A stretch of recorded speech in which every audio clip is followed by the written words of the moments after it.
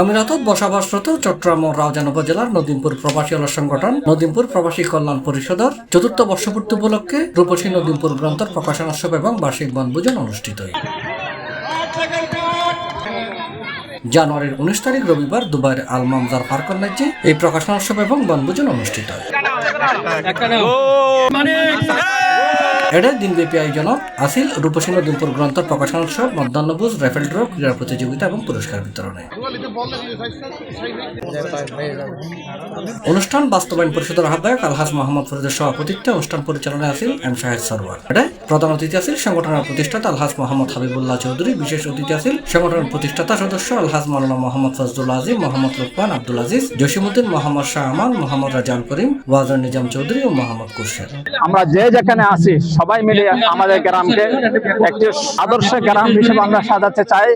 নদীমপুর প্রবাসী কল্যাণ পরিষদ 2021 সাল থেকে আজ অবধি আমাদের গ্রামের বিশেষ করে প্রবাস এবং প্রবাস ফেরত এবং গ্রামের অসহায় মানুষদেরকে সহায়তা করার এবং সার্বিক সহযোগিতা করার লক্ষ্য উদ্দেশ্য নিয়ে আমরা আমাদের পথ চালা। আমাদের গ্রামের নদীমপুর প্রবাসী কল্যাণ পরিষদের সদস্যদের সুন্দর উপস্থিতি, দূর দূরান্ত থেকে অনেক মেহমান এবং আরা নদীমপুর গ্রামের মানুষজন উপস্থিত হয়েছেন।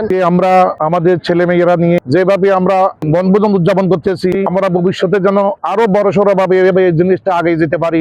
এছাড়াও অন্যান্য মাঝে উপস্থিত আছেন পরিচালনা পরিষদের সদস্য জাহিদুল ইসলাম, রাজাউল আজম চৌধুরী, নাসির উদ্দিন, আব্বাস উদ্দিন, আবুল ফয়েজ মুস্তাফা, মোহাম্মদ শাহেদ, সদস্য সেলিমুল্লাহ চৌধুরী, ওয়ালি নিজাম, নুরুল হুদা, মঈনুদ্দিন, ইব্রাহিম কলিল চৌধুরী, মোহাম্মদ মাহবুব, জাভেদ ইকবাল সহ আরো অনেকে। আনন্দ করছি। এখন এবার আবার করা হচ্ছে, অনেক সুন্দর করে সবকিছু করা হয়। গতবারের ন্যায় এবারও বনভোজন আর স্মরণিকা প্রকাশের অনুষ্ঠানটা সুষ্ঠুভাবে সম্পূর্ণ হচ্ছে। পরিষদের মূল উদ্দেশ্য হচ্ছে আর গ্রামের প্রবাসী যারা প্রবাসী কোনো দুঃখ কষ্ট আছে এবং গ্রামের মধ্যে যারা আর্থিক সমস্যার যখন সহযোগিতা লাই আর এই প্রবাসী কল্যাণ পেয়ে ভাষায় প্রকাশ করতে পারতেছি না আমাদের নদীমপুর গ্রামের সবাইকে পেয়ে।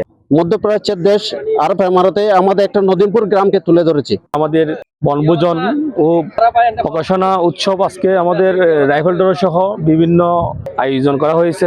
এইরকম একটা অনুষ্ঠানের মধ্যে দিয়ে আমরা আজকে এখানে উপস্থিত হতে পেরেছি, এটা আসলে বলার অপেক্ষা রাখে না। এটা আমরা সবাই আজকে আনন্দিত এবং খুশি। এই সংগঠনের দ্বারা আমরা আমাদের গ্রামের অবহেলিত মানুষকে প্রায় 30 লক্ষ টাকার বেশি আমরা সহযোগিতা করতে পেরেছি।